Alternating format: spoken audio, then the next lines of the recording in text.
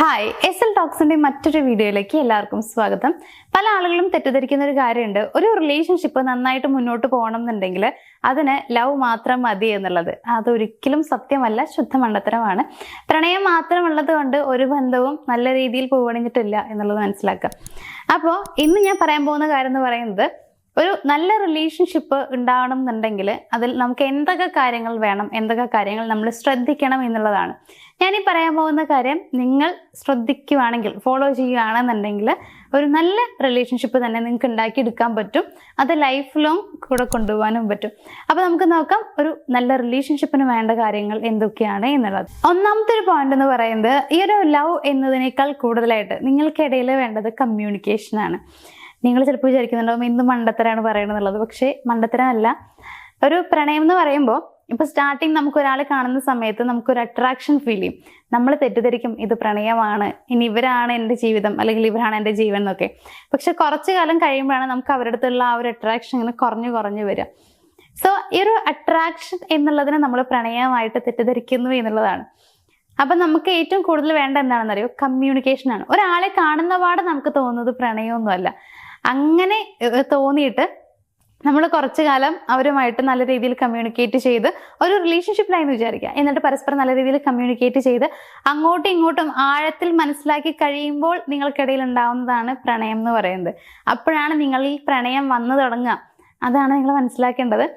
അതുവരെ നിങ്ങൾക്കിടയിലുള്ളത് പ്രണയമല്ല, അട്രാക്ഷൻ, ഒരു ആകർഷണം മാത്രമാണ്.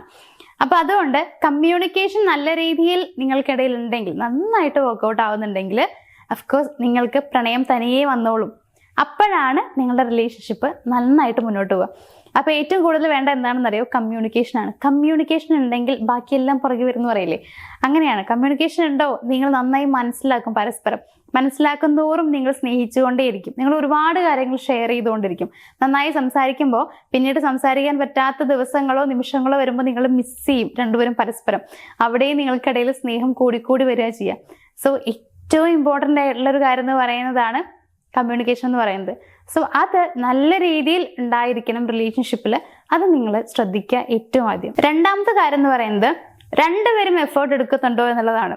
ഈ ഒരു എഫേർട്ട് എടുക്കുക എന്ന് പറയുമ്പോൾ പല റിലേഷൻഷിപ്പിലും കാണാറുണ്ട്, ഒരാൾ ഭയങ്കരമായിട്ട് എഫേർട്ട് എടുക്കുന്ന ഒരാളായിരിക്കും.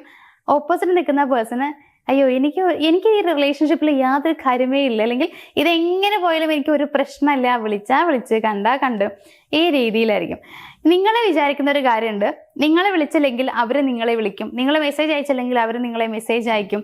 ഇനിയിപ്പോൾ ഒന്നും വിളിച്ചില്ലെങ്കിലും മെസ്സേജ് അയച്ചില്ലെങ്കിലും നിങ്ങളെ അവർ മനസ്സിലാക്കും എന്നുള്ളത് ഒരിക്കലും അല്ല. നിങ്ങൾ 1-2 ദിവസം വിളിച്ചില്ലെങ്കിലോ മെസ്സേജ് അയച്ചില്ലെങ്കിലോ അവർക്ക് നിങ്ങളെ മനസ്സിലാക്കാൻ പറ്റും, അല്ലെങ്കിൽ അവർ ചിന്തിക്കും നിങ്ങൾ തിരക്കിലായതുകൊണ്ടായിരിക്കും എന്നുള്ളത്. മാത്രമല്ല അവരിങ്ങോട്ട് വിളിക്കാനോ മെസ്സേജ് അയക്കാനോ നോക്കുകയും ചെയ്യും. പക്ഷെ 2 ദിവസവും അങ്ങനെ ചെയ്തു, 3-ാമത്തെ ദിവസവും നിങ്ങൾ അങ്ങനെ ചെയ്യുമ്പോൾ അവരൊന്ന് ആലോചിക്കും, എന്താണ് ഇങ്ങനെ ഒരു ഡിസ്റ്റൻസ് ഇടുന്നത്, ഞാൻ മാത്രമാണല്ലോ അങ്ങോട്ട് വിളിക്കണേ എന്നുള്ളത്. ഇത് കണ്ടിന്യൂസ് ആയിട്ട് ചെയ്തുകൊണ്ടിരിക്കുമ്പോഴോ അവർക്ക് മടുക്കും, നിങ്ങളെ വെറുത്തു തുടങ്ങും അവർ. അപ്പൊ അതല്ല വേണ്ടത്. രണ്ടുപേരും എഫേർട്ട് എടുക്കണം എന്നുള്ളതാണ്. അവരെ മാത്രം എഫേർട്ട് എടുത്തിട്ട് കാര്യമില്ല, നിങ്ങളും. നമ്മൾ പല റിലേഷൻഷിപ്പും ശ്രദ്ധിച്ചു പോയി കഴിഞ്ഞാൽ കാണാൻ പറ്റും, ഇതിൽ ഒട്ടുമിക്ക റിലേഷൻഷിപ്പിൽ കേട്ടോ ഒരാൾ ഭയങ്കരമായിട്ട് അഡിക്റ്റ് ആയിട്ടുള്ള ഒരാളായിരിക്കും. അതായത് ഓപ്പോസിറ്റ് നിൽക്കുന്ന ആളിലേക്ക് ഭയങ്കര അഡിക്റ്റ് ആയിരിക്കും. അയാളില്ലെങ്കിൽ ഭയങ്കര സങ്കടമായിരിക്കും, വിളിച്ചില്ലെങ്കിൽ ഉറങ്ങാൻ പറ്റില്ല, സംസാരിക്കണം, വോയിസ് കേൾക്കെങ്കിലും ചെയ്യണം, അല്ലെങ്കിൽ അവരില്ലാത്തൊരു നിമിഷം ചിന്തിക്കാൻ പോലും പറ്റില്ല. അങ്ങനെ ഓവറായിട്ട് സ്നേഹിക്കുന്ന ഒരാളായിരിക്കും. പക്ഷേ ഓപ്പോസിറ്റ് നിൽക്കുന്ന ആളെങ്ങനെയായിരിക്കും എന്നറിയോ, എല്ലാം ഒരു ലിമിറ്റിലേ കൊടുക്കുള്ളൂ. ഓവറായിട്ട് സ്നേഹം കാണിക്കില്ല, അതായത് വലിയ രീതിയിൽ സ്നേഹിക്കുകയൊന്നുമില്ല, വലിയ അറ്റൻഷൻ കൊടുക്കില്ല, ഓവറായിട്ട് കെയർ ചെയ്യില്ല. അവരെങ്ങനെ ചെയ്തു കഴിഞ്ഞാലും എന്ത് ചെയ്താലും കുഴപ്പമില്ല എന്നുള്ള ആ ഒരു മൈൻഡ് ആയിരിക്കും. അപ്പോൾ ഇങ്ങനെയാണ് എല്ലാ റിലേഷൻഷിപ്പും പോകുന്നത്. ഒരാൾ ഭയങ്കര ഓവറായിട്ട് സ്നേഹിക്കും, മറ്റാൾ ആ രീതിയിൽ സ്നേഹിക്കില്ല, ഭയങ്കര ലിമിറ്റ് ചെയ്തിട്ട് സ്നേഹിക്കും. അങ്ങനെയാണ്. അപ്പോൾ എഫേർട്ട് എടുക്കുന്ന കാര്യത്തിലും മിക്കവരും അങ്ങനെ തന്നെയാണെന്നുള്ളത്. ഒരാൾ ഭയങ്കരമായിട്ട് എഫേർട്ട് എടുക്കും, മറ്റാൾ തീരെ എഫേർട്ട് എടുക്കൂല. അപ്പോൾ ഈ ഓവറായിട്ട് എപ്പോഴും എഫേർട്ട് എടുക്കുന്ന ഒരു പേഴ്സണെ കുറച്ച് ദിവസം കഴിയുമ്പോഴത്തേക്കും അത് ഭയങ്കരമായിട്ട് ഒരു കുറ്റബോധം പോലെ ഫീൽ ചെയ്യും. ഇതിപ്പോൾ ഞാൻ മാത്രമാണ് എഫേർട്ട് എടുക്കുന്നത്, ഞാനാണ് ഈ ബന്ധം മുന്നോട്ട് കൊണ്ടുപോകാൻ വേണ്ടിയിട്ട് ഇങ്ങനെ ഇത്രയും ട്രൈ ചെയ്യണത്. അപ്പോൾ അവർക്ക് എന്താണ് ഈ റിലേഷൻഷിപ്പിനോട് താല്പര്യമില്ല, ഇങ്ങനെയൊക്കെ അവർ ചിന്തിക്കാൻ തുടങ്ങും. അങ്ങനെ ആകുമ്പോൾ അവർക്ക് നിങ്ങളോട് ഇഷ്ടക്കുറവൊക്കെ വരും. സോ അപ്പോൾ ആ റിലേഷൻഷിപ്പ് അവസാനിക്കാനാണ് സാധ്യത കൂടുതൽ, നന്നായിട്ട് പോകാനല്ല. അതുകൊണ്ട് തന്നെ രണ്ടുപേരും നന്നായി എഫേർട്ട് എടുക്കാൻ വേണ്ടി ശ്രമിക്കുക. അത് വളരെ ഇമ്പോർട്ടൻ്റ് ആയിട്ടുള്ള മറ്റൊരു കാര്യമാണ്. മൂന്നാമത്തെ കാര്യം എന്ന് പറയുന്നത്, സമയത്തിന് പ്രയോറിറ്റി കൊടുക്കുന്നുണ്ടോ എന്നുള്ളതാണ്. അതായത് രണ്ടുപേരും ചിലപ്പോൾ തിരക്കുള്ള ആളുകളൊക്കെ ആയിരിക്കാം, പക്ഷേ എത്ര തിരക്കിലും ആ ഒരു സമയം അവർക്ക് കൊടുക്കാനുള്ള സമയം അത് അവർക്ക് തന്നെ കൊടുക്കുക. അതായത് ഇന്ന സമയം ഇത്ര സമയം അവരുടെ കൂടെ സ്പെൻഡ് ചെയ്യണം എന്ന് നിങ്ങൾ ഡിസൈഡ് ചെയ്യുക. തിരിച്ചും അങ്ങനെ തന്നെ അവരും തീരുമാനിക്കണം എന്നുള്ളതാണ്.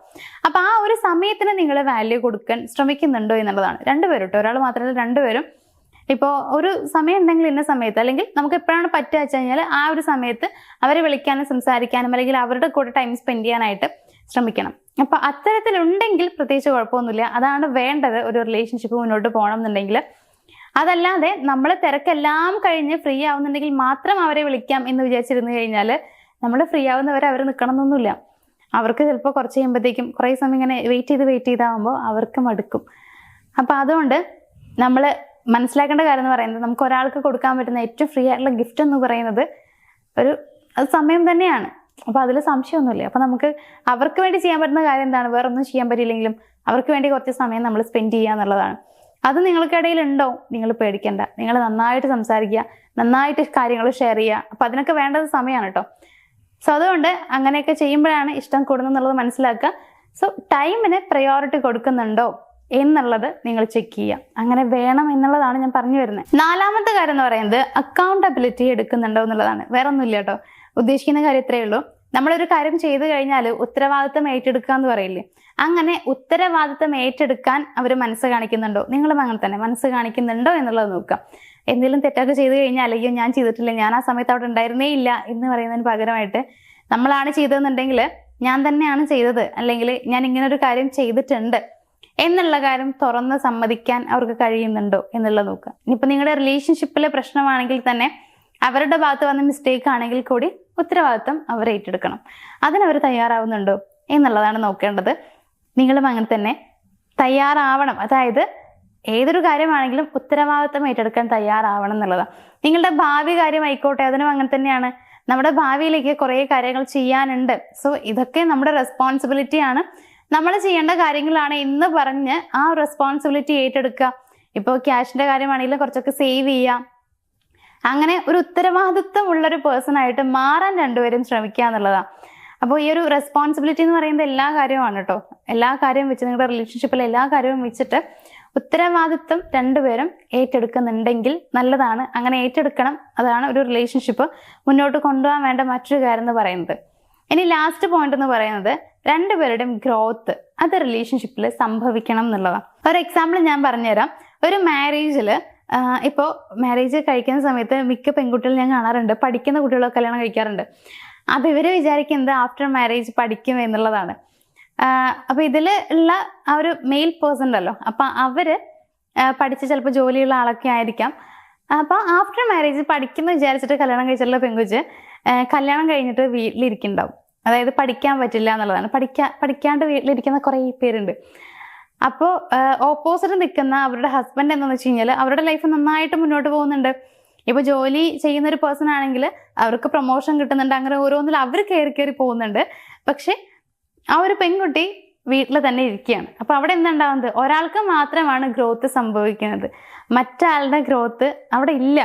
അതായത് അവരെങ്ങനെയാണോ ആ ഒരു കല്യാണം വരെ ഉണ്ടായിരുന്നത് ആ രീതിയിൽ തന്നെ അവിടെ സ്റ്റോപ്പായിരിക്കുകയാണ്. അതിൻ്റെ അപ്പുറത്തേക്ക് ഒരു ഗ്രോത്ത് അവർക്ക് സംഭവിച്ചിട്ടില്ല എന്നുള്ളതാണ്. അപ്പോൾ രണ്ടുപേർക്കും റിലേഷൻഷിപ്പിൽ ഗ്രോത്ത് ഉണ്ടായോ, ഉയർച്ച ഉണ്ടായോ വെച്ച് കഴിഞ്ഞാൽ ഇല്ല എന്നുള്ളതാണ് ഉത്തരം. അപ്പം അങ്ങനെയാകുമ്പോൾ അഫ്കോഴ്സ് ആ ഒരു പെൺകുട്ടിക്ക്, അതായത് ആ ഒരു ലേഡിക്ക് മനസ്സിലുണ്ടാവുന്ന ചിന്ത എന്താ വെച്ച് കഴിഞ്ഞാൽ, എൻ്റെ ജീവിതത്തിൽ അതായത് കുറേ കാര്യങ്ങൾ ഉപേക്ഷിച്ചിട്ടാണല്ലോ ഇങ്ങോട്ട് വന്നിട്ടുണ്ടാവുക, പക്ഷെ എൻ്റെ ജീവിതത്തിൽ ഒരു ഉയർച്ചയും ഉണ്ടായില്ല, ഈ ബന്ധം കൊണ്ട് എനിക്ക് നഷ്ടം മാത്രമാണ് ഉണ്ടായത് എന്നുള്ളത് പലരും ചിന്തിക്കുന്നുള്ളതാണ്. അപ്പോൾ അവിടെ ഉണ്ടാകുന്ന എന്താ, റിലേഷൻഷിപ്പിനോട് മടുപ്പും വെറുപ്പുമാണ്. സോ ഗ്രോത്ത് എന്ന് പറയുന്നത് രണ്ടുപേർക്കും വേണം.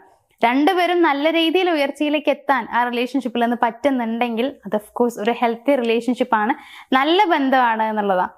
അപ്പോൾ അതിനാണ് നിങ്ങൾ ശ്രമിക്കേണ്ടത്. രണ്ടുപേർക്കും ഉയർച്ച ഉണ്ടാക്കാൻ രണ്ടുപേരും ശ്രമിക്കുക, സപ്പോർട്ട് ചെയ്യുക, നന്നായി മോട്ടിവേറ്റ് ചെയ്യുക. അവർക്ക് എന്തൊക്കെ വേണം അതിനുള്ള ഹെൽപ്പ് നിങ്ങൾ ചെയ്തു കൊടുക്കുക. അങ്ങോട്ടും ഇങ്ങോട്ടും ഇങ്ങനെ ചെയ്തു കഴിഞ്ഞാൽ നിങ്ങൾക്ക് രണ്ടുപേർക്കും ലൈഫിൽ ഒത്തിരി ഗ്രോത്ത് ഉണ്ടാവും. അപ്പം അങ്ങനെ ആകുമ്പോൾ നിങ്ങൾക്ക് ആ ബന്ധത്തോട് വല്ലാത്തൊരു ഇഷ്ടം തോന്നും. രണ്ടുപേർക്കും അങ്ങോട്ടും ഇങ്ങോട്ടും എപ്പോഴും കൂടെ വേണം, ഇങ്ങനെയൊക്കെയുള്ള ആഗ്രഹങ്ങൾ തോന്നുന്നതാണ്. സോ രണ്ടുപേരും അങ്ങോട്ടും ഇങ്ങോട്ടും സ്നേഹിച്ചു കഴിഞ്ഞാൽ തീരാവുന്ന പ്രശ്നമേ ഉള്ളൂ. മനസ്സിലാക്കുക പരസ്പരം. അപ്പോൾ ഇത്രയും കാര്യങ്ങളൊക്കെയാണ് ഒരു റിലേഷൻഷിപ്പ് നന്നായിട്ട് മുന്നോട്ട് പോകാനായിട്ട് വേണ്ടത്. അല്ലാതെ പ്രണയം കൊണ്ട് മാത്രം ജീവിക്കാൻ പറ്റുമെന്ന് നിങ്ങൾ വിചാരിക്കരുത്. അതായത് ഉള്ളിൽ ഒത്തിരി സ്നേഹമുണ്ട്, പക്ഷെ പരസ്പരം മിണ്ടാറേ ഇല്ല എന്ന് പറഞ്ഞു കഴിഞ്ഞാൽ എങ്ങനെയാ ബന്ധം നന്നാവുക? അതുകൊണ്ട് തന്നെ സ്നേഹം മാത്രം പോരാ, അതിനപ്പുറത്തേക്ക് കുറേ കാര്യങ്ങൾ വേണ്ടതുണ്ട്. അതെന്തൊക്കെയാണെന്നുള്ളതാണ് ഇന്നത്തെ ഒരു വീഡിയോയിൽ ഞാൻ പറഞ്ഞിട്ടുള്ളത്. സോ എന്തെങ്കിലുമൊക്കെ ഡൗട്ടോ കാര്യങ്ങളൊക്കെ വരികയാണെങ്കിൽ ഒന്ന് കോൺടാക്ട് ചെയ്യാം. അപ്പോൾ എന്തായാലും ഇന്നത്തെ ഒരു വീഡിയോ ഞാനിവിടെ വൈൻഡപ്പ് ചെയ്യാണ്. നമുക്ക് മറ്റൊരു വീഡിയോയിൽ കാണാം. താങ്ക്